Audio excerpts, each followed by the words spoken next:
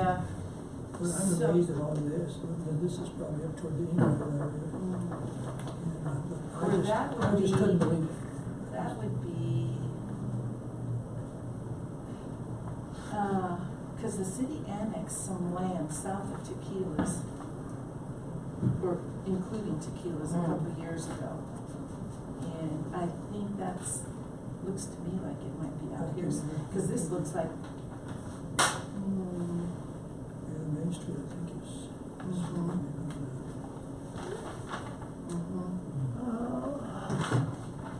But I was just amazed, you know, and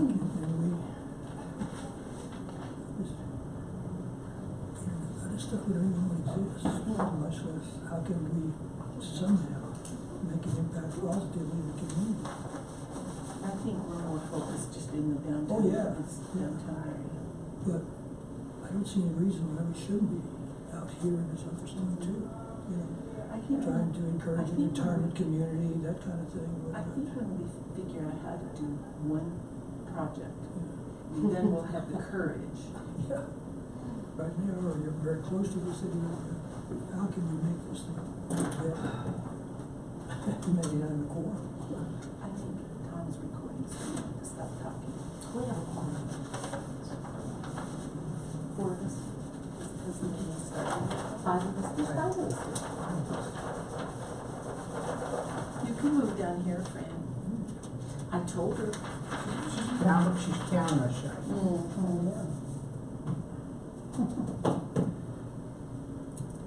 Do you ever watch the city council meetings?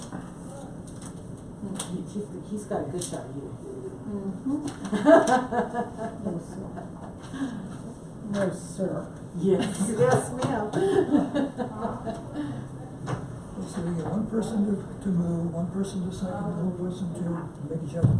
That's it. 2, 3, 4.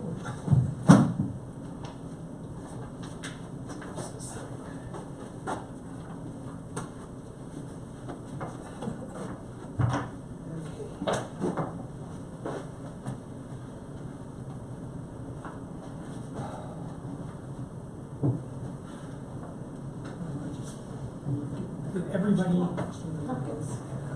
you have any packets? knows? Yeah, I did print some out. I had them on my tablet, I didn't bring my tablet. It's okay. Big city government. They,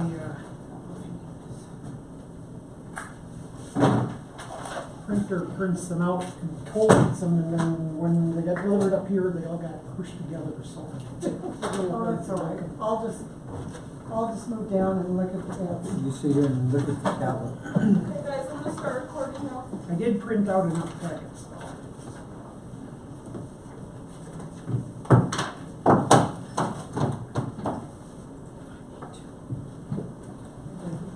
I have one.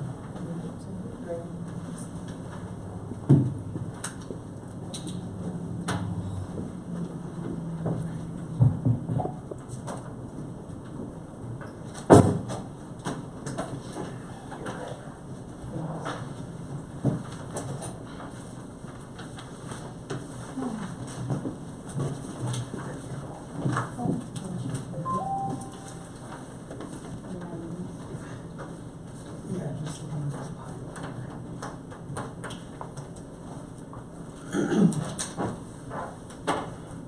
okay. Who's working with them? There's a lot. Ready? Tommy, when you're ready. I'm ready. We're ready when you're ready. All right. All right, this is August the 18th, 2018. It is now 6:02 p.m. This is the regular work session for the Trinidad Urban Renewal Authority. Item number 1 on the work session agenda, and I'll preface this with a couple of comments. You all recall I sent you emails a week or so ago, maybe a little more than that, asking for your comments and input of what you would like to see on the agenda for discussion. We do also from meeting to meeting, and you'll see it on here, is we also have some place where we say, or we can mention things we want for future agenda discussion items. So what you see on the work session agenda today is pretty much based upon information that was the feedback I got from that email, and asked Greg to put it on this evening, that we could have discussion on it. Remember, it's gonna be discussion. There may be some incomplete information we don't have or can't do anything with. So, you know, these are all items for discussion, and, you know, we may have to come back and do action items at a later time. So item number 1 is a bylaw development and approval. And the reason that came to being, and you know, maybe it'd be a good time for us to consider it. One of the things that, when we were originally organized back 3 years ago, whatever that time frame was, is we decided at that time that we wouldn't be doing bylaws. At that point, it didn't seem to have any kind of a priority. But as time marches on and different things happen, I think, you know, it's something that maybe we do need to consider having bylaws. Greg did provide a copy of laws, or having utilized or incorporated them, so something that we may want to speak to. So Greg, you did provide a copy of some information you were able to scoop up. This is just for an idea, Yes. so it's not a proposal that you have to adopt this. All I did is pull it off the internet, knowing that it's from Colorado, it's not from some other state. So just take a look at this, feel free to amend it however you want to. If you want to give me copies of what you're marking up, and we can create one document for a future meeting, we can do that. That way it's, I think, a little more efficient than you reading them off and me trying to write them down at some meeting. So, I think within a month or 2, we probably can have a document that works. Is that okay? So my question to all the members of the commission is, do you feel it warrants or merits that we look into it and adopt bylaws into the future? I mean, there are different things that we could mention in there, anything from attendance to whatever we think we need to have. But this is something that we need to, you know, do we think it's a good idea? I think it's a good idea. I do And too. I think it's necessary, actually. And you could also, it would be a living document, so if you pass them and then you feel a need to amend it later, you can do that.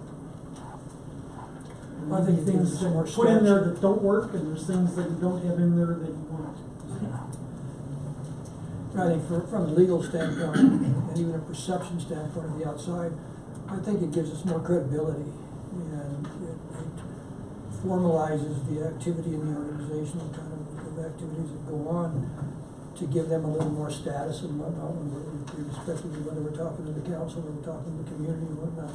I just think it gives us something we need to have now, other than just a committee. Okay. I also think that is, you know, if there's a change in commissioners, when there's a change in commissioners, it's something to refer to, and something that would help them know how it operates.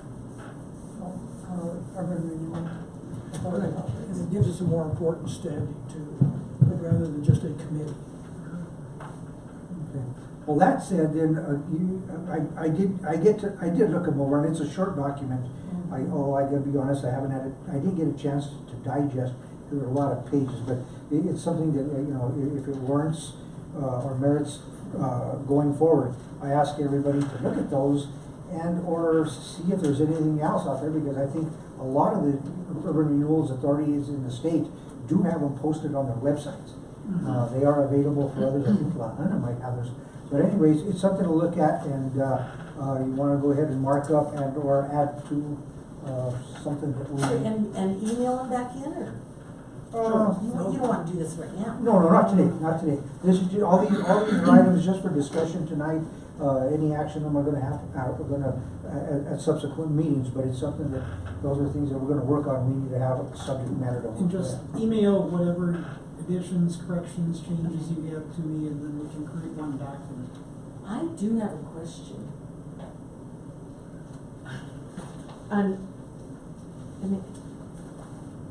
Section 2, regular meeting, did you read that? I have not. Would you read that, please?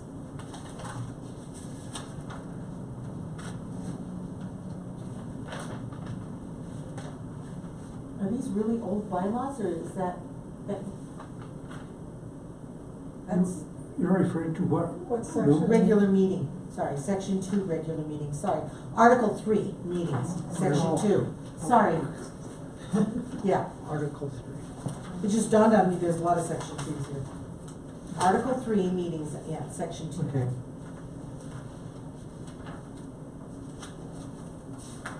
Yeah, that could be somewhat old, because there, by law, there's gotta be ample public notice, Right, 40 hours, okay, right? so these must be really old. They could be, but they're the ones listed for them, so I don't know if they've changed them.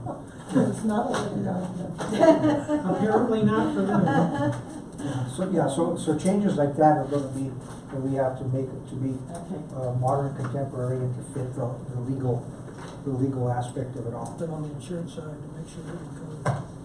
Well, we are, But you're covered under CIRSA. yeah, that was one of the things that was brought out when we originally started, is as long as we operate as an agency of the city, and as long as we operate and our actions are within the boundaries of So then we need statute. to make sure that we say that Right. we are an agency of the city of Kennedy, and not an independent out here doing this. It isn't, we just gotta make sure that we act prudently and within the regulations and statutes, otherwise that could put you individually at risk if you've done anything beyond the bounds of the law. Okay, that said, we will move on to item number 2, finances and bank accounts. Nancy, I think this is one that you wanted to discuss, I will let you elaborate. Well, I recall from last year, we voted to set up a checking account for urban renewal, and we discussed different things, we got charges, but I didn't recall ever hearing that it was actually done. I thought Tara went and opened it at First National Bank. No, No, I it's- opened it. Oh, you did? at, Well, see, we didn't know that. National Bank when I took over us. So, See, we had voted to do it at First National Bank. Well, I don't know, that's when I walked over with Jonathan to do it. well, so, We've been handed off a few I times, so. So we didn't know that. I didn't know that until today. One thing that, Well, there had to be a bank account because I'm writing checks. well, we didn't know from where. Let me give you a little information on it, because maybe you're not aware of it, or maybe you are aware of it. But one of the things that happened when we were working on that, there were checks that it wasn't handled in an expedient manner at that time. That account that we had said to get open didn't get open as quickly as it should have. Right. And that was under times prior to Greg being the director. And there were checks that sat in drawers that shouldn't have sat. And you'll remember the one that here not very long ago, it was from Triple D for that piece of land we sold for that compressed natural Yeah, gas. right. So there were some matters that weren't handled very expediently in Right. the past. So some of that could have fallen through the cracks, Right. and why we landed up where we're at. Right. So to further that, Greg, when I did find out today that yes, we do have an account at International, I think this is one of those fall through the crack things which we seem to experience that more than I'm comfortable with. I'm only speaking for myself. What I would like to see though is the actual copy of the bank statement that comes to us, or to you, I'm assuming, as the director. If you would include the bank statement in our packets, Okay. okay? It just, I'm a need-to-know person, as I know you know. I think that because we've had so many directors over our 3-year term, that sometimes I don't think we know where we are. It's just been the nature of the beast, so. And then it kind of got me to thinking about it because of the bills that we get from Malcolm. So to further, another part of this discussion is when we get a bill from Malcolm and it says conference call with Tara, well, what was it about? I don't know. Well, I don't necessarily know either, I get the bill. Well, it would So- help to know. If it's pertaining to the bid district, that's not our bill. If it's pertaining to TIF negotiations, that is our bill. But I have been going through them and marking what is tourism, what's not. Yeah. They were sending, up until this month, they were sending one bill for everything. Yeah. And then they've separated them out now. And that's good, that's helpful. It would just be more helpful if we could get clarification on what that discussion is about, whether, if it's conference call or a conference call with Tara. Thank you, Ed. Anybody else? Well, I also, when I looked over this, this statement, from, Murray, that, I also wanted to know, what was the nature of the conversation? Could I ask that we hold that question till the time we actually get to that bill? It's going to be it's on the agenda. So we're gonna discuss this as we get down to, it'll address what you're asking for. And I'm just saying, that, I mean, we can now, but maybe even more appropriate when it actually comes up as an agenda item, because we do have to pay, under item number 4 of the regular meeting. Okay. So I would think it would have more relevance at that point. Anybody else? Item number 3, status of the ADO properties. Now, Greg did provide us with a pretty extensive list, which gives you a lot of information of properties, not only in the downtown area, but a lot of them that concentrate on the residential areas. Greg, would you elaborate a little bit on that? Well, if you recall, sometime last fall, I reported that I was separating them out so that ADO is only dealing with residential properties, not commercial. There were a few properties that they were already involved in, so it didn't make any sense to have them just stop. That one on First Street or whatever is an example of that. First Street. Second and Convent. Oh, the tie-dye guy? Whatever, t-shirt guy. Yeah, Yeah. it's my dream. So they were already involved in that one when I asked that they be separated, so just said, just finish that one out. Right. But for the most part, for the last year, or not quite a year now, they've been concentrating only on residential properties. And the reason for that is, I said at the time, then that gives you authority over the commercial ones. And you picked his property, and I sent him a letter, and I got his attention really quickly. And at the time I sent that, I wasn't aware that it was going through the ADO process, so I kind of backed off of it a little bit. That is one that, to me, still has to be resolved to some point. And the one thing that frustrates me with ADO is it's a program that works okay with the people who really want to work with you. It doesn't deal with the people who don't respond to registered mail, who don't return phone calls, who have, or lost and we can't find them. And so when I found this other program that's on here, and we can talk about it later, I wanted to forward that to you because that one runs through their urban renewal. And so that might be a good way to push these programs back together and put them all under urban renewal. And I don't recall, Rick, but was there discussion of urban renewal compiling a list of properties that are vacant, have not been housing businesses? What was there a set of instructions to us that go ahead and compile a list? Well, that's what I said when I started this a year ago, and that's why I Discuss an address? I guess you could throw out You some. mentioned this. Okay, it's on the ADO list anyway. Okay. It's the second one from the top, 603 San Juan. The reason that I have looked at this building for quite a while is I think it would fall within our budget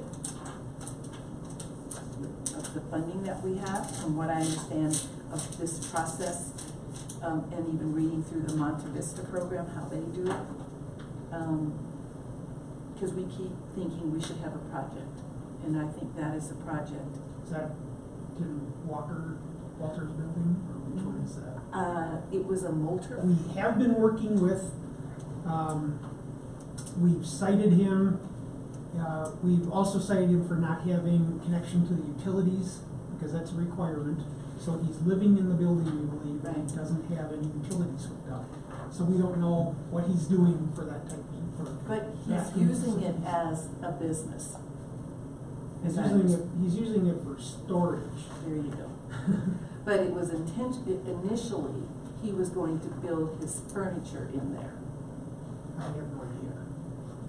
That was from the Jonathan era. Okay. He calls himself an artist, and so he calls all that stuff out on the sidewalk art. The problem with the stuff on the sidewalk is, just like a lot of commercial districts, buildings, or the property line is the sidewalk, is the front of the building. So he's putting all sorts of stuff on the right of way, and we can make him take that off. So, jumping forward to the forms that the Monte Vista group uses, it appears there are 2 letters, and we can go into it later, but it seems that there are 2 letters that can go to this person. One, are you willing or are you not willing? And then my other question is, one Tournament Drive part of the, It's a hotel, isn't yeah, is it? That's Is Cougar one Canyon. Tournament Drive the whole property, or is it just the hotel? That I don't it? It's know. just a hotel. It was removed, and it also shows as being on hold. And I'm just gonna ask the same thing, there are several properties that are listed on here more than once, and they have different statuses, that being one of them. I know that there's several columns that go with this ADO that I had seen in the past, and it shows what the status is, the Yeah, date. this is a truncated spreadsheet, but I just wanted to show a list of properties. Right. This thing is big. Yeah. And you could, if you printed them on one page, you wouldn't be able to read it. Right. So, whatever additional, if you wanna look at some of these properties and ask questions, I can easily have it printed out for individual properties or something. The one with Tim Walters is an example of one that has been in the program for a It was- long time. As I recall, past administration, it was a property that kind of set ADO into its existence.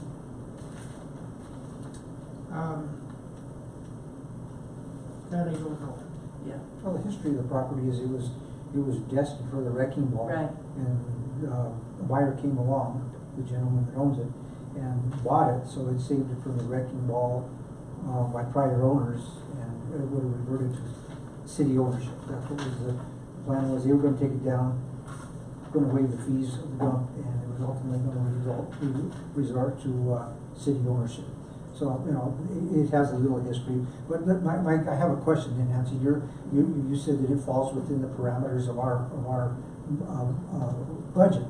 But one of the things is where its location is, although, the details of its current condition and everything else, but where it lies is sort of out of our focus area that we have determined and established that we're working downtown. Well, Are we going to expand?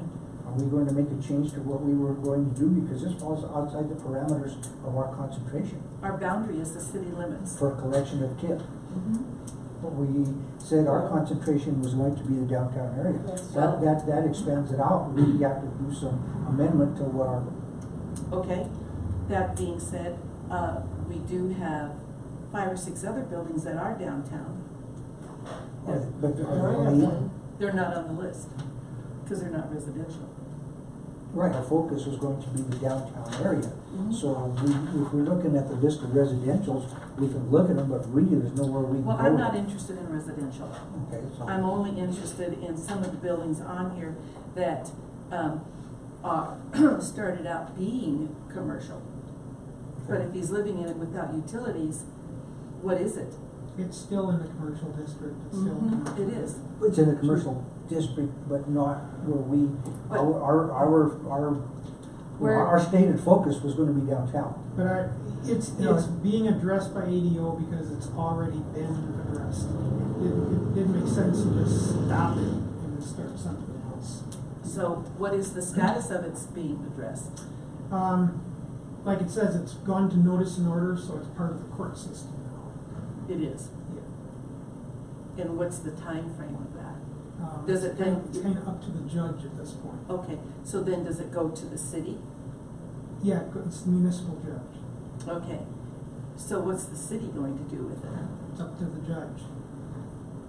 I don't know yet.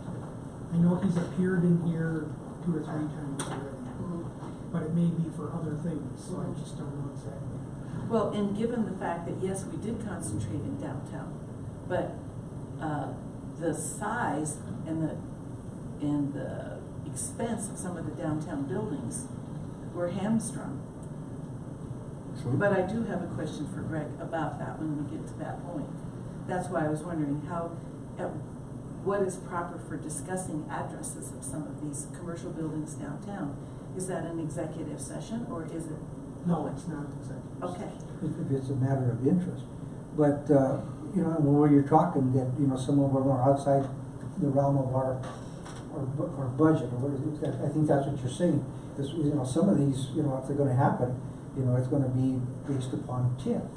I mean, how, you know, we're looking for developers to do something, and is it we're gonna allocate the tax, our TIF proceeds straight out, or are we going to work with developers to do, I don't wanna call it abatement, that's probably the wrong word, but it doesn't necessarily mean we're gonna do money up front. But do we, you know, we could provide a bridge, but is there, you know, Well, that's one of the ways to do it as well. See, you know, I think with Trinidad Urban Renewal before, okay, but Trinidad does not stand alone. Trinidad is very dependent on a lot of other things that go on around this community. And I think we tend to get so focused on the city boundaries and whatnot that we lose sense of the idea of urban in a broader sense. And I just happened today to be at the courthouse.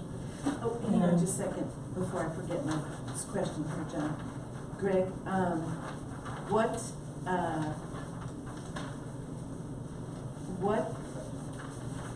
is, or what, I'm sorry, Greg and Ed, what prohibits us from looking at commercial buildings that aren't in the downtown but have commercial value?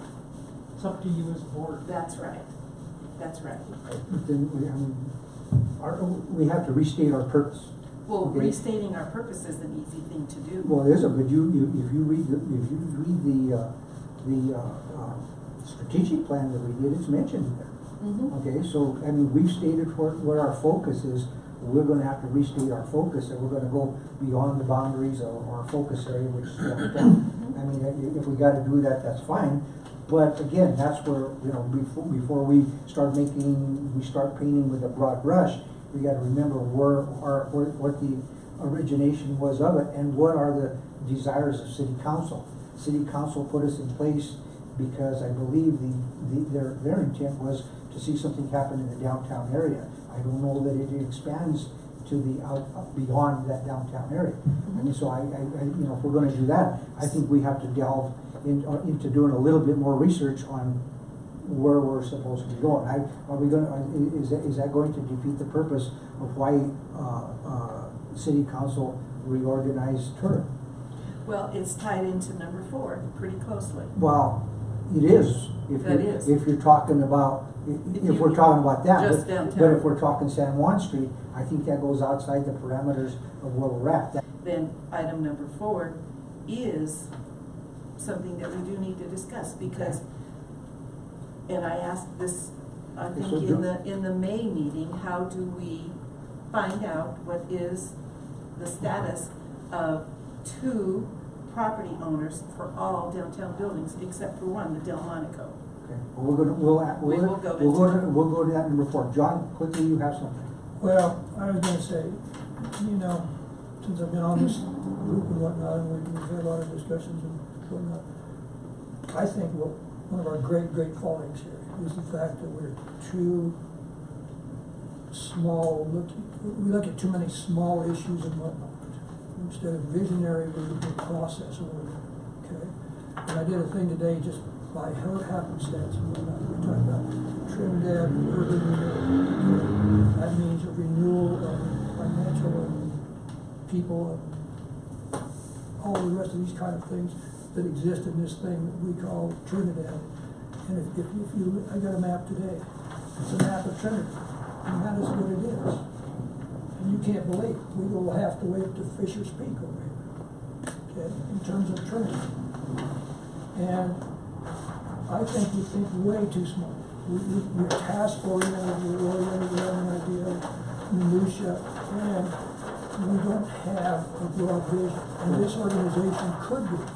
We have economic development and so on and so forth. Well, John, none of that applies. Well, okay, but State statute says, under what urban renewal operates, is for the elimination and remediation of slum and blight. okay. So therefore, none of that, whether it's ED or tourism or anything else, that's totally outside of the realm of what we exist for. So, I mean, it's a good idea. I mean, it's not, you know, and we wish that in a perfect world that could be the case. But what we're here for is established by state statute, and it's for the elimination of slum and blight, or the remediation of slum and blight. Therefore, all these other things are places that, while they're good ideas, we can't delve into that stuff. Okay, but you just can't snap your fingers and make that happen. You've got to do it from outside sources and resources of new people coming into the community. That's not- new activities in the community, making yourself appealing to the outside world. Totally inapplicable, John. That's not, there's a state statute that governs what we do, and the reason that we were reorganized by the city of Trinidad. So all those things, while they're good ideas, I repeat, they have nothing to do with what urban renewal does. It may not what it does. What we need to do is set the tenor for this thing to happen, to get others on board, to say, these are good ideas, let's put some money into this project. We can't sit here in isolation and expect to make these things happen. They're just not going to happen without a broader base. That's still not the basis on which we operate. It's not. It's totally outside of what. Well, again, it's a good idea, and those are good thoughts, but it's not how and why the state statute allows urban renewal to exist. It specifically states our purpose. It specifically states how we are to operate. That would fall outside of it. It actually, if it's going to do that, it takes away the effectiveness of urban renewal for what it was intended. So you're saying that urban renewal can't talk to economic development as an example, to bring a business No. or something like that? No. It's not our job. It's not, I'm not saying our it's our job, I'm saying just talking to it, supportive of it, and how can we help it? So- No, because it takes away from the concentration of what we're trying to do. We're here again for the elimination or the remediation of slum and blight. We're not here, I mean, the assumption is that if we eliminate the slum and the blight, or blight, because slum is not a preferred word, if we eliminate that, that allows for other things to happen like economic development and stimulation of the local economy. That's why urban renewal exists, is in order for that to happen. But we directly can't go out and do that and try to recruit businesses and jobs. That's not our job. It's not possible. Urban renewal's role in that is acquiring property and then making it available. Okay. So, you know, cleaning it up and then. Yeah, that should be the stimulus for those other things to Right, happen. and so then you've got property that's essentially government owned that you can work with the development. That's a good explanation, Ed. Thank you. Item number 4, but as those properties remain in disrepair and in conditions that are not very appealing to the eye, I think the questions need to be is like, you know, where are they going? Nancy, this is again one that you prompted, so I'll let you take it forward. Well, I think this is especially in my mind's eye because of where our business is located. Specifically across the street in the morning, you can see the morning sun shine down through the roof of the building which Trinidad Photography Gallery is in. It's as if there isn't a roof on that building. It's on the east side though, not the one you're looking I'm sorry? It's the other Yes. side of the building, not the one Yes, there. yes, it's very bad. Although it is part of the building where Brad is with his photography business. And then immediately adjacent to that is the Delmonico Bar, which I toured last year with the owner.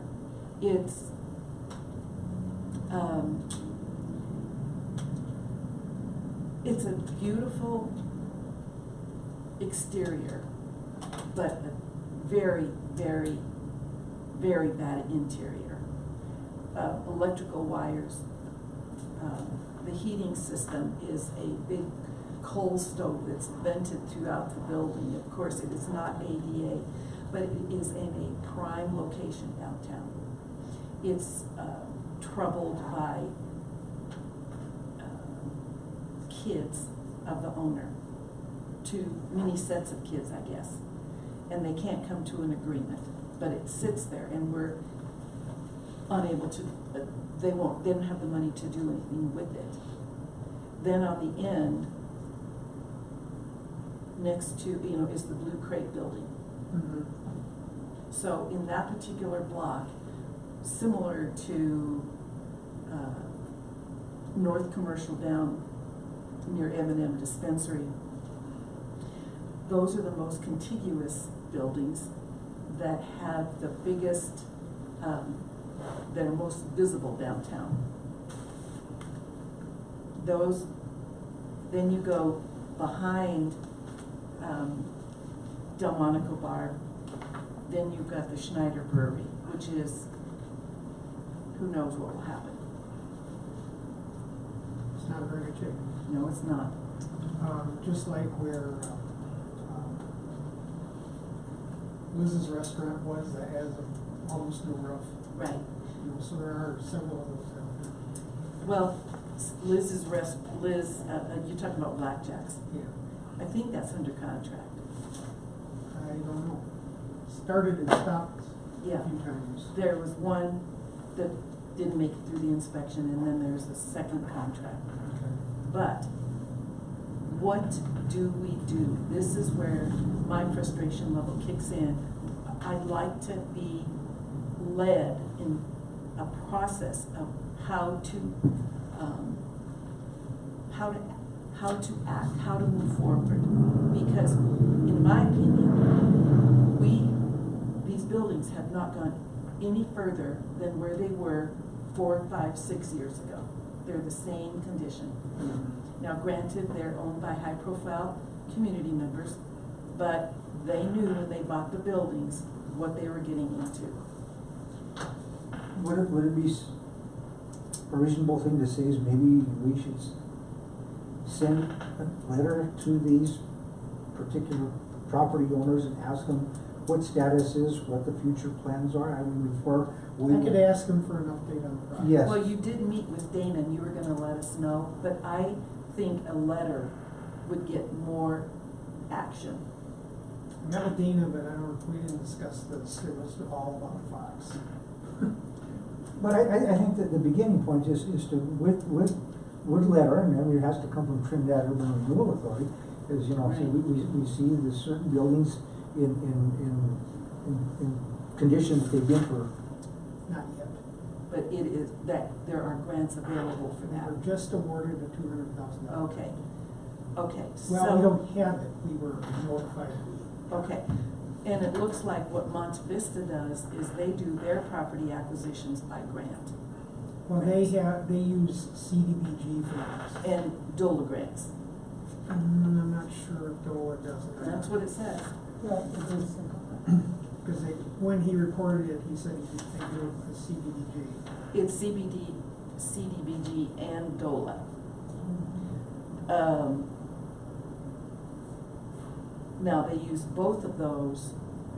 CDBG, I understood, was for residential. DOLA was for other properties. I have not really had a chance to completely read their thing. I just got it. Yeah. So I gave it to you almost the day I got it. Well, it's interesting. most of it seems to be centered around residential, but it seems that there are DOLA grants for property acquisitions for rehabilitation. They do provide money for acquisition. We're talking to them about a different building. Well, we're not, but there's been discussion with DOLA about the 3rd Street School. For the city? Not for the city, for a developer. Let me guess. Okay, so if those grants are available, then who finds that out for us? Do you or Well, I someone know else? those are available. Okay, And the requirement is with them, I think you have to do something with the building with it. It's either 3 or 5 years, or it becomes a loan. It's Mhm. not a grant anymore. okay. So say we look at property A and we get an appraisal, the owner gets an appraisal, we come to it, do we apply for the grant before or during or after? Before you buy it, because the grant is for purchase. So we would apply for a grant and then send the letter to the owners? No, it would be part of the acquisition process, that you would have to apply for it once you have a price. Right. You can't get a grant if you have no agreed upon price. Right, that's true.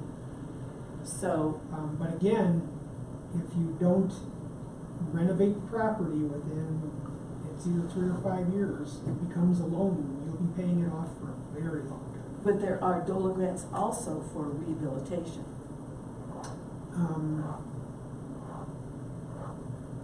That I'm not sure. There's a division of housing. I'm not sure if I don't think there's a division for commercial buildings. A little bit of research I've done indicates that historic rehabilitation grants are available through DOLA. Again, I get frustrated because I don't think I just don't think we know what we're doing. That's probably true. And we need to know. You're a new board. Yeah, but, And urban renewal hasn't operated here for a long time Right. before you received it as a board. So there is a finding your way period. Well, and by the same token, I mean, this information, I mean, you know, this was brought to us for considerably, I had no idea that was there either, so this is, again, new. And this is something that I guess now we have to make a collective decision, are we looking to go in this other direction as well, looking for grants to go after certain types of properties? And are we going to, you know, when you look at it, because a lot of, if you're using theirs as the example, they do even things with, or actions with residential properties. yeah. Okay, are we looking at, again, expanding what is? I'm not looking at personally residential. This is not the historic restoration program. Right. This is when you're gonna tear it down. Well, what about Pueblo's, what do they call it? Pueblo Urban Renewal?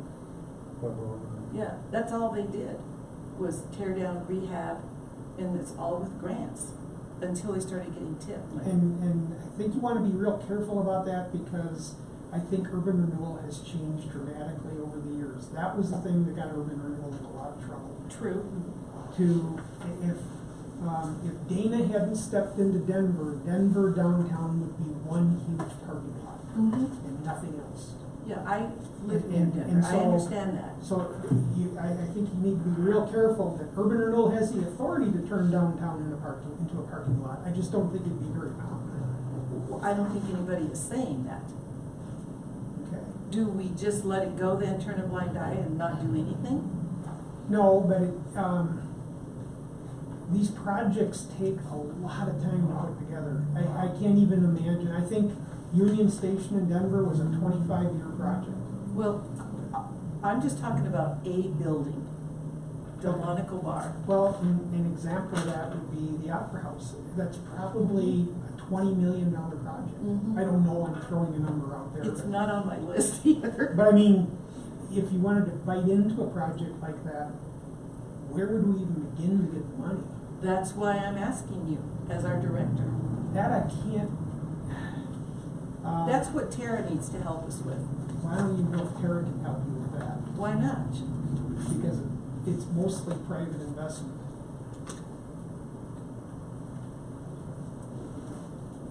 We're not gonna get millions and millions of dollars in downtown redevelopment. Then why are we here? grants. Why is urban renewal existing in Trinidad? If we are supposed to be concentrating on downtown. No, we are, I mean, and this is all food for thought that we're going through tonight. I mean, this, you know, we've talked and you know, basically all of our conversations in up until this point have been regarding TIF. This information that was given to us for consideration tonight by Greg opens another door. Do we want to look at it? And if we want to look at it, there's going to have to be a lot of work and research done by us and director and or whatever we decide that we're going to do that. So what's there for tonight? And as I prefaced at the beginning of the meeting, is this is all information that we have. It's going to be we're opening doors for thought. I think that's the opportunity here. Yeah, these are discussion items, so, you know, if that's the case, we say, yeah, we wanna look more into that. I mean, that is, you know, it's not out of the realm of reality, it's something that, okay, now this is something that we're interested in, we need to elaborate further on. Well, we've been interested since day one because it's in our strategic plan, right? Downtown, Well, Right? it is, Yeah. it is and it isn't. well, I mean, how isn't it? It's in there, but we're there, in there it isn't talking, I don't believe there's anything that maybe I have a strategic plan there, I think. Whether or not that it has anything to do with the acquisition of grants. Again, this is stuff that we could, if it's something we want to, take on and go further, it would come out of tonight's meeting.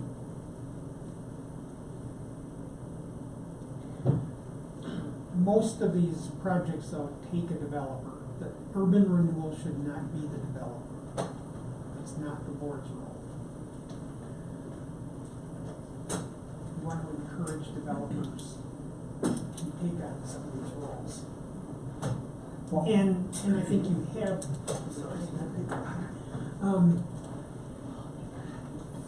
that's one of the things Dana Crawford does, is she's a developer.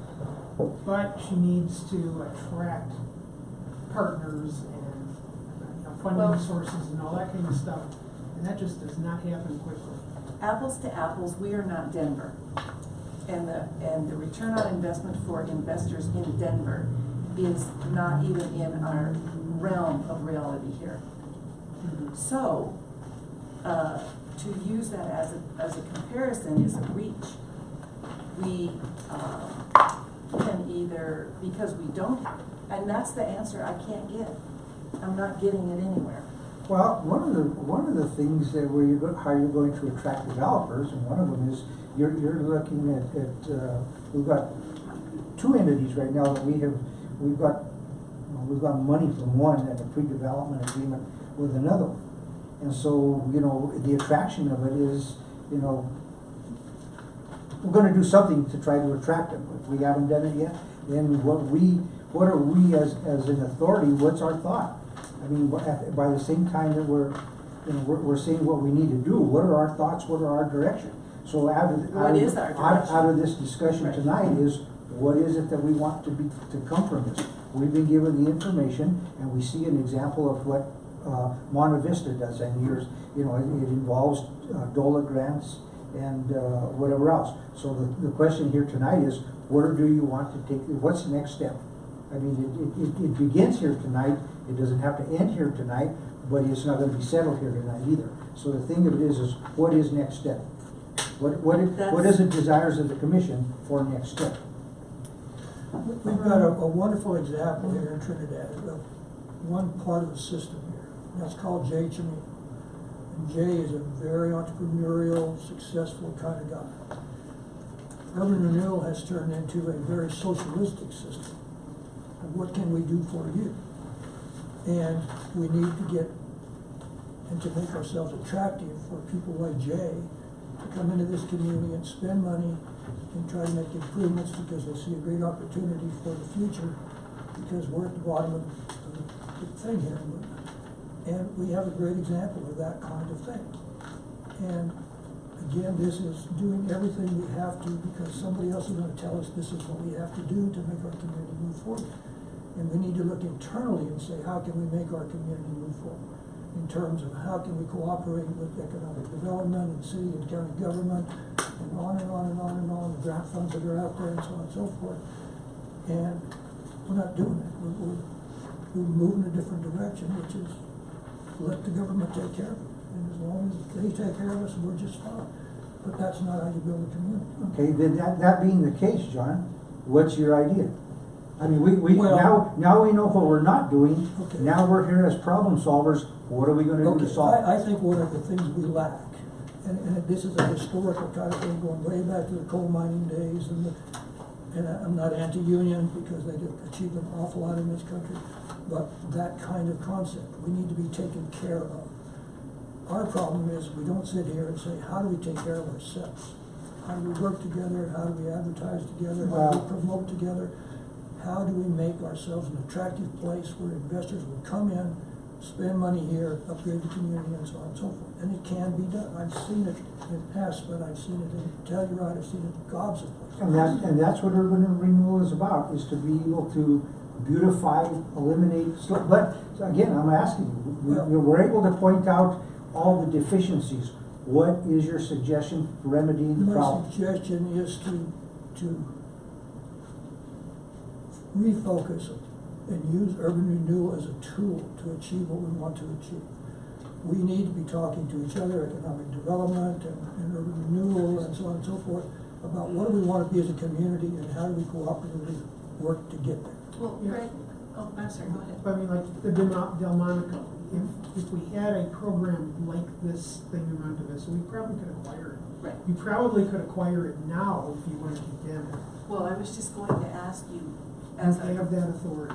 as our director, what would be your suggestion, your thought of how to direct us? You can use the power of condemnation. The thing that I would caution you against doing is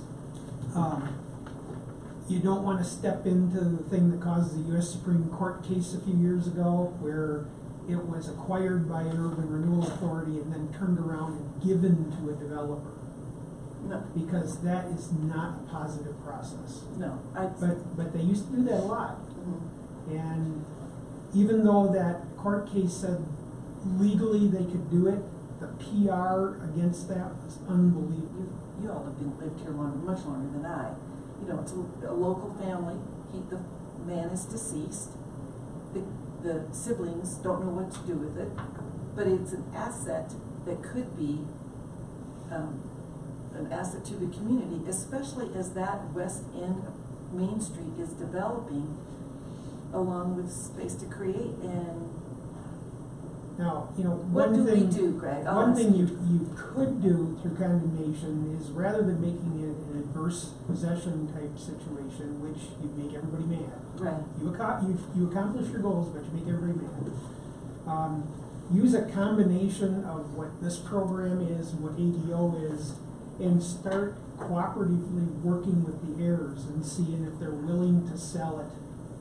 Yeah, Because one thing you have to do with condemnation procedure is you gotta pay market price. You don't get it for free. it's fair market value. Yeah. Right. They do want to sell it, but they're thinking somebody's just gonna come knock on their door. The exposure of this building is lacking. The potential for this building is lacking. Well, the way you start is you contact them and say, will you begin negotiations if we cooperatively do an appraisal? Mm-hmm. Because you gotta start somewhere. And they likewise need to get an appraisal. Well, I mean, just order one and both Right. parties pay for it. Lucia, did you have a question? No.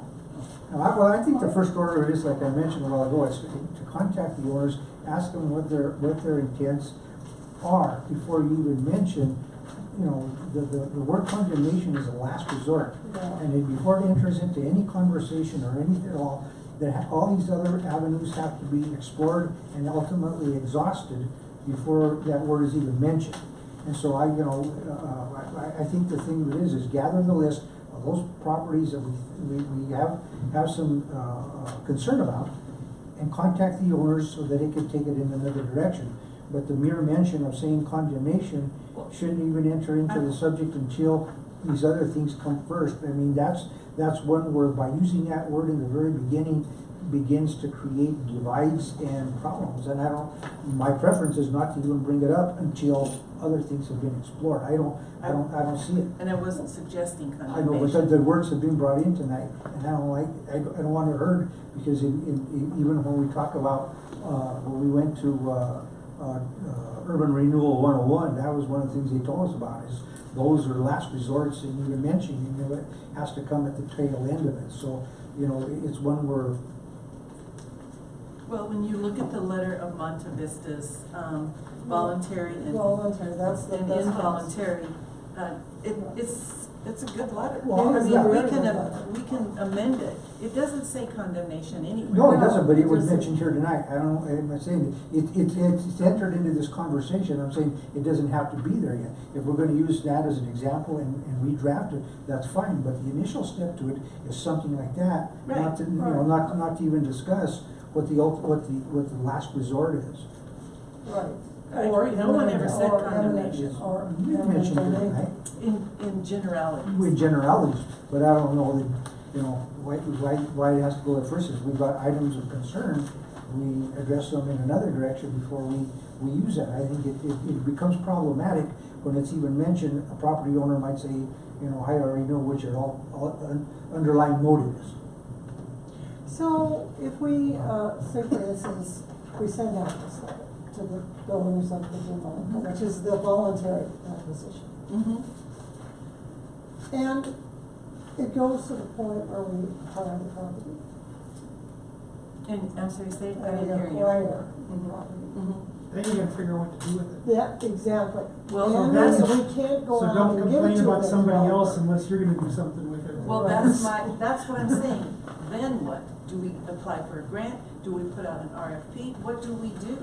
We're just wanting Well- somebody to tell us how to do this. The first step in it is we gotta develop a program of procedure. Right. Right, so that's the first step, is we're saying, do we want to do this, because we've got properties in mention here, and how we're gonna do it, but the first thing of it is pursue something like that, so that you can go on to that, but, you know, there's nothing you can do with that property at this point, except ask those owners, and then before all this starts becoming, we have to adopt a program, put that within what it is that we're doing. I don't think, Right. you know, so is that the direction, because we're in it, and I think we wanna bring it to an end here shortly, is that the direction we wanna do? Do we wanna study and look into doing something like that? I do.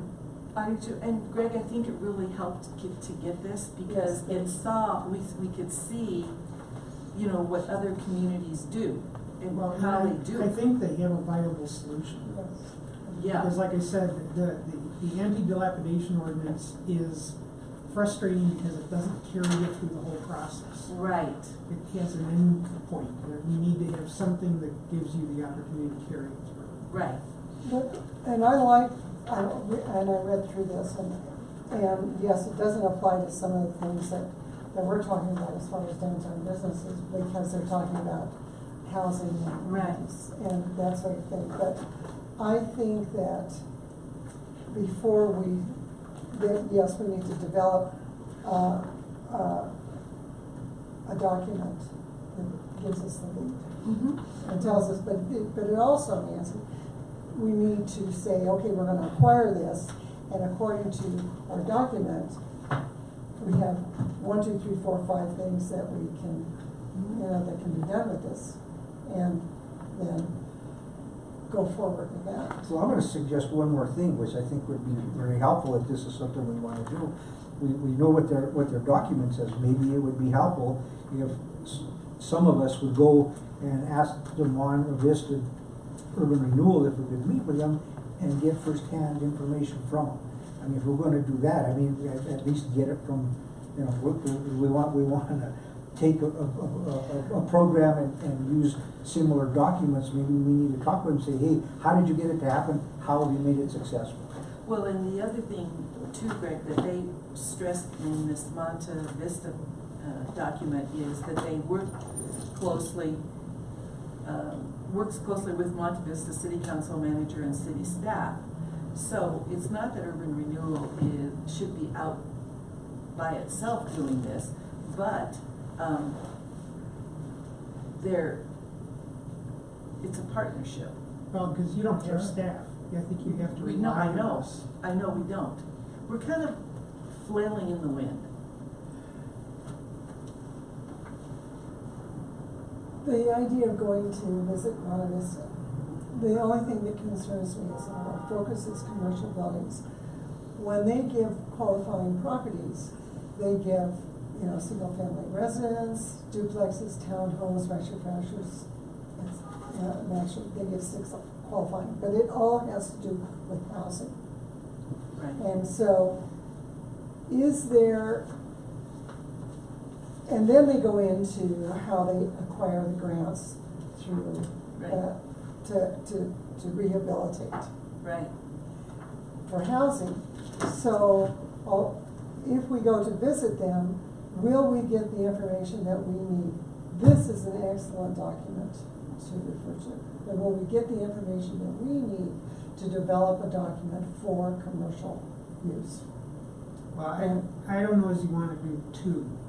No. You know, so we could have one policy that allows you to address multiple. So we could have 6 items or properties, qualifying properties that include different. Mhm.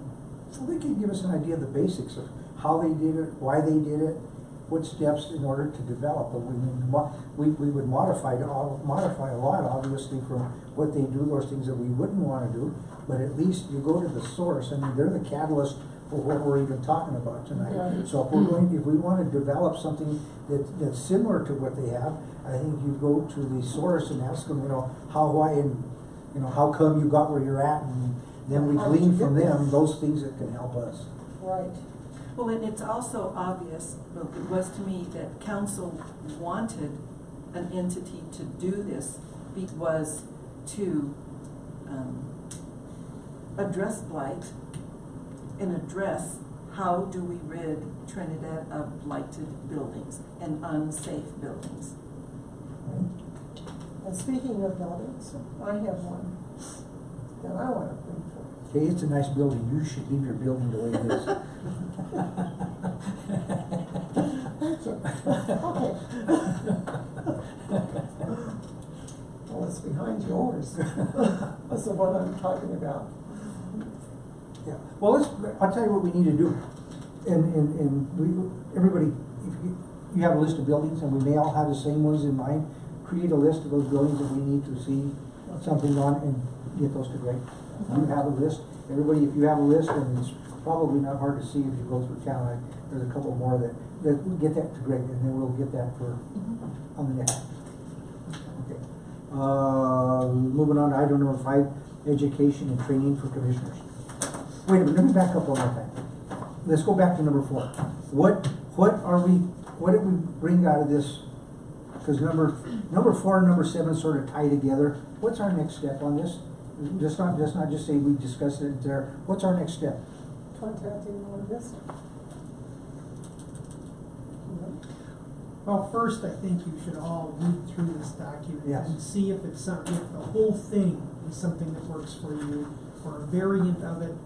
I'll read through it too. But cherry picking documents out of the policy is not a good idea, Right. because you don't have all of the stuff that's the basis of that policy. You're just taking a document, and so you might be walking into a process you don't understand yet, Right. which would be bad. It seemed to me that they're housing heavy in their objectives. Well, and I think we have to be both. You know, Yeah. regardless who's doing the work, we have a lot of residential buildings that we need to do something. The thing with residential, though, then you get into HUD federal guidelines, if, you know, if you, with grant funding that you receive, and that's through your CDBG grants, that, you know, then that's way over my head. Well, we may not have to do CDBG to implement this program. We have to see what our funding capabilities are. CDBG is a very bureaucratic Yes, program. it is. And so you have to do, you have to begin the whole process with a survey and prove that 50% or more than 50% of your residents are below the Right. median family income. Right. And so you're asking very invasive questions of people.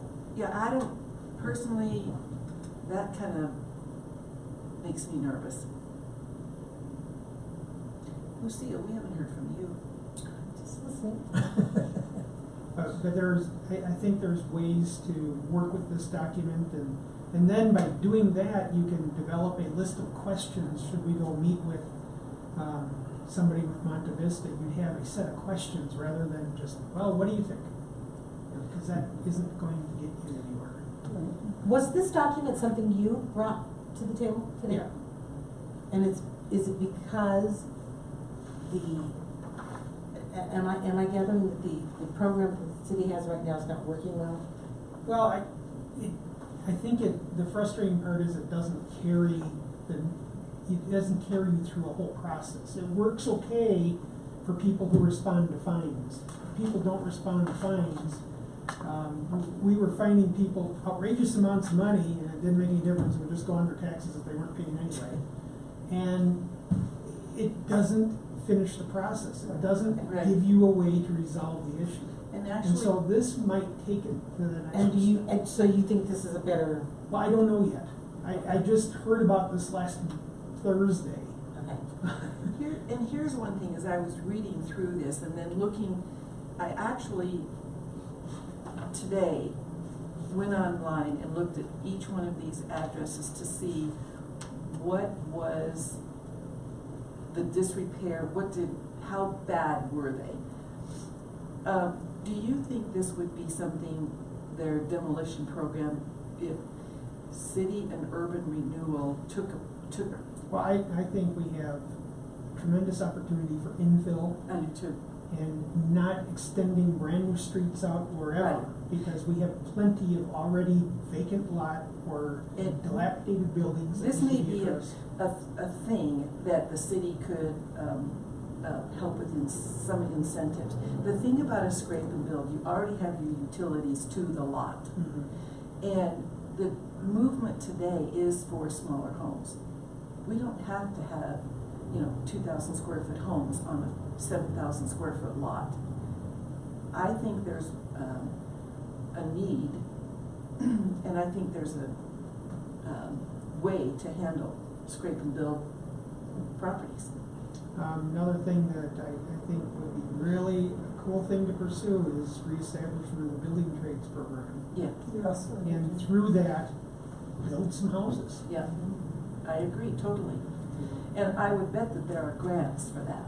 There probably are. One of the things that I think would really help make the program more successful is working it through the high school instead of just the college. Yeah.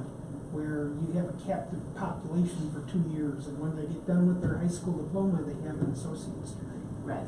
So they have some background already. They can walk out of high school and have a trade. I agree. So there's a lot of little moving pieces that we need to work on with this thing. But one of our biggest challenges, I think, is we don't have enough contractors to do the work we Right. want to do. Right. We're running into that with the city all the time, where we have a lot of projects, No we aren't getting contractors. any contractors to do Yeah. it. I also think that in addition to building homes, I think if we want to have a viable downtown, then we have to look at if you're going to do a scrape it and build, have buildings downtown for businesses, but not living up about. That's Yeah. important That's very to get to that. Right. I think if our focus is downtown, then that's what I would like to see happen. Mhm. Is that we take some of these buildings and produce living areas for people. the hardest part with renovating these buildings is like that guy who came and gave those talks where he said, you gotta be prepared for the fact that you may invest more in the building than it'll ever be worth. And Especially for with some developers, that's a pretty high hill to climb. Especially with today's construction costs. Yeah. I mean, So for historic preservation, you really have to look at people who can look past the money, and there aren't a whole lot of them. Like you. It's a big challenge, it really is. Okay, so safe to say then, we're going to Go through this. We're gonna go through this and we're gonna bring this back next month with more. Is that, I mean, this. well, I think we wanna find out, is a trip to Monte Vista what we want to do, and what would be the objective of the trip? Well, Well, first go through this program. yeah, go through this find and out if it come, works. next month, that's a decision that we would have to make. I mean, we got this in the past few days, something to look at. I just wanted to make sure that we have some direction coming out of Right. this.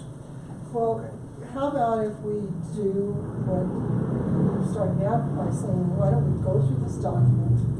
Why don't we look through it and then make a note of the items that we feel are applicable to us and we want to pursue, rather than to just come back next month and say, do we want to go to Monte Vista? Well, So, not necessarily, yeah, I mean, that was just a suggestion of mine. It's not a, it's one where, you know, at some point there'll maybe a player in it. But yeah, like you said, just look at it. I mean, have to start dissecting it, make it fit us, because it's not a, I don't think it's a, any document is a one size fits all. Okay. so do we send the comments to you, Greg, Sure. or to Ed, and copy Send them to them? Greg. Send them to Greg. Because I can, if you send them to me, Yeah, I can I'm distribute gonna copy them. you anyway. If you send them to me, I can distribute both. There has been some success. I'm not trying to say the program's a failure. Okay. No, it's the absentee ones, Yeah, that's the challenge. that's the challenge. Move on to item number 5. And this is, you know, I don't know if this has relevance or not, but it's gonna depend on how everybody else feels about it. Education, re-education or retraining for commissioners. I mean, it's been, you know, I think we've gone on more than one occasion. Does anybody feel like they have a need to be able to get, now you did send us information in the packet that there is, was a DCI, Yeah, they have that monthly.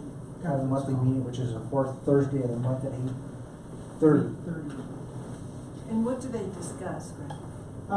It's just ongoing issues and problems that the various urban renewal authorities are encountering and trying to come up with. Like with ideas. how-tos? Oh, And that's really what that meeting was we went to in Pueblo. That was a meeting where people were discussing success stories and other ones were coming up with issues that they were running into, and I thought that was a pretty good meeting. Well, And that's I'd like all to- downtown Colorado Inc., the whole thing. I thought it was good to have the link, because you can take the time and listen, and I will do that. That was helpful. But I would suggest writing to the director and getting on the mailing list too. Okay. Because then if these don't happen every month, they get canceled from time to time, so this way you would know ahead of time if you got an email list. is that sufficient for everybody? You don't need to have any, At least that's a place to start. And if they have more sessions in this part of the state instead of Greeley, that would be nice too. Item number 6, and I think some of the things we talked about tonight are going to be work session items for the next month. One including what we just talked about with the information that was gleaned from the Monte Vista program. I guess item number 4, progress or intentions of downtown property owners. How are we going to, you know, ask them for information on what's, and that would include the building over here that Nancy talked about a while ago, the Delmonico. I think, you know, do we send them some letters asking where they're going with it so we can have something to talk Doesn't about? hurt to just ask. Okay. All right. Sometimes developers don't like to share, but it doesn't hurt to ask. No, but at least if they know the eyes on them, it's at least, it's like, you gotta say a little something, because, you know, our interest is the blighted conditions, and if they're not changing, you know, it is of concern. I mean, tell us what your intents are, and at least we won't be in a state of limbo. Okay. So, let me pose this question to you. No. No.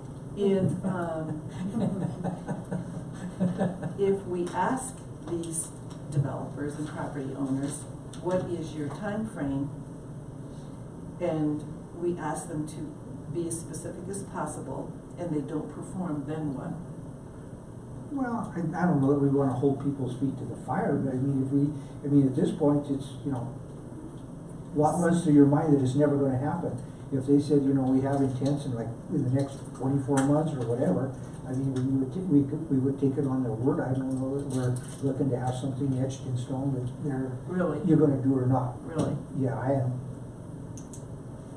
I mean, there's gotta be a starting point. It might be one where, you know, that could fall apart easily, but, you know, the first thing to do is find out what the intents are. I mean, to hold their feet to the fire is gonna be more labor intensive than just telling us from the podium. So, 24 months? Well, I don't know. I mean, I'm just using a number. so if they don't respond, or they don't abide by their own timeline of what they intend to do, we will just continue to see these buildings in the same condition for years to come. Well, I don't know if that's the case. Well, I'm just saying, and then have to take the next step. But I don't know that the guillotine would be that night that they came and told us that it's all or nothing. I didn't see a guillotine, but I was just asking for. No, that's my word. What's the next? I always use the wrong word to get myself in trouble. No, I understand what you're saying, but, however, when all of these buildings were purchased, there's no way, even as Greg has indicated, with the lack of contractors in the area, that all 80,000 square feet that was purchased by Kip Hampton from Tim White's group, that's ever gonna be done, because we don't know what's gonna happen with the Schneider Brewery. Well, a question to pose the owner of the building. That's true. I mean, I would hate to sit on assumption and surmise what they're gonna do or not gonna do. When we pose a question, the answer is to be given by them. I don't wanna work on the assumption. It's like, tell us what you're gonna do. You know, that's the beginning point. Before any other action, any other steps are done, I think, you know, you own the property, tell us what your intents are with it. I think to follow up, though, there needs to be a follow-up. This is what we're looking for you to do, or we are expecting you to do. Okay, I mean, if that wants to be part of the conversation. Or something like that. I poured Howard up. Feel that all you want. Okay, all right, so that's the point we're going to. Okay? Okay. Another thing, you know, that developers will do is they might own that property, but they're going to prioritize their projects. Absolutely. And so if they can't be expected to go after every single building all the time, because they don't make any progress to do that. And we've seen, However- and we've seen progress. Yes, in two. Marty feeds the Bank of the West. Yes, we have. And substantial and very quality. But there was such a buying frenzy by Kip Hampton to buy everything up that now they're faced with, oh geez, now what do we do? Well, that goes all the way back to the White Group. That's exactly right. They did the very same thing.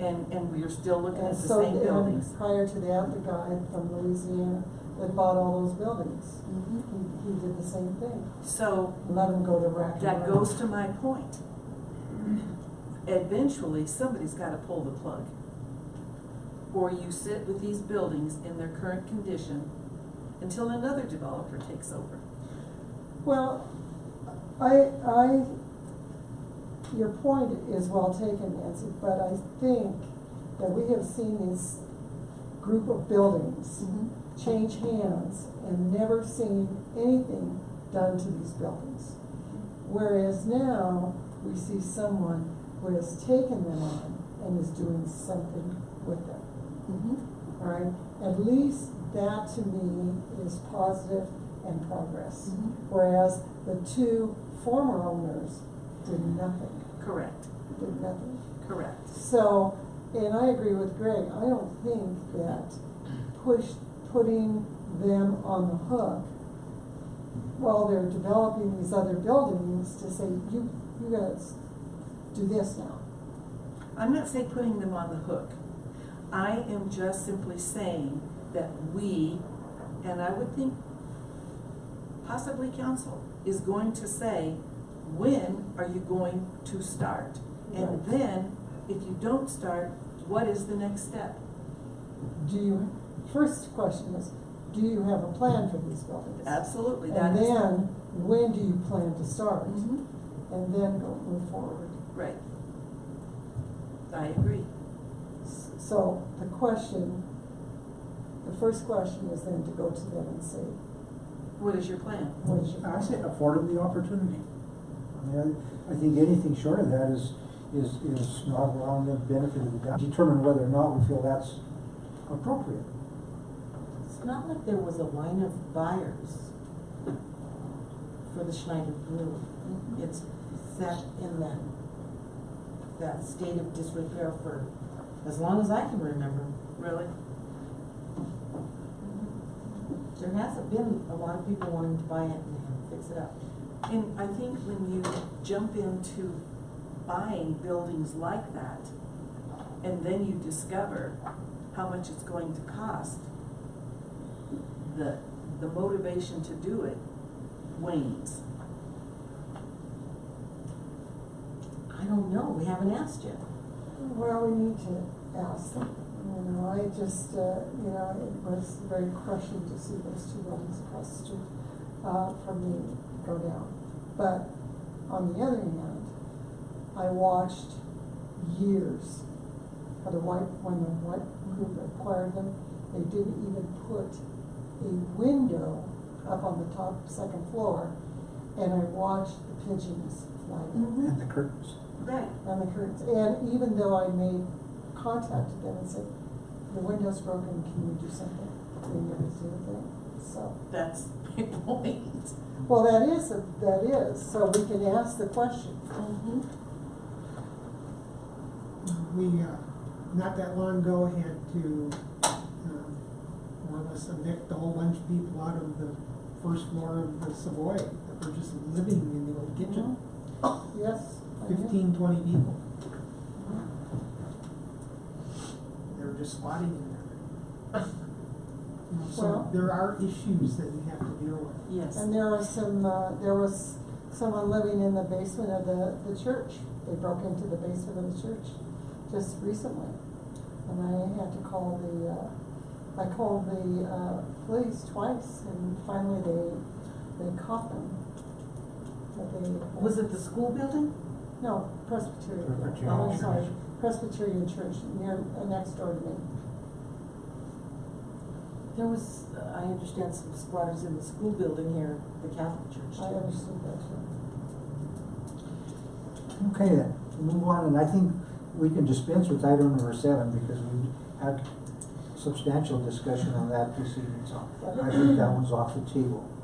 Well, it's been on the table, we've taken care of it. With that being said, does anybody need to take a break or anything so we move into regular? I can do another tape. Okay, So let me start a new event, okay, take a couple minutes. good time for a break. Yay.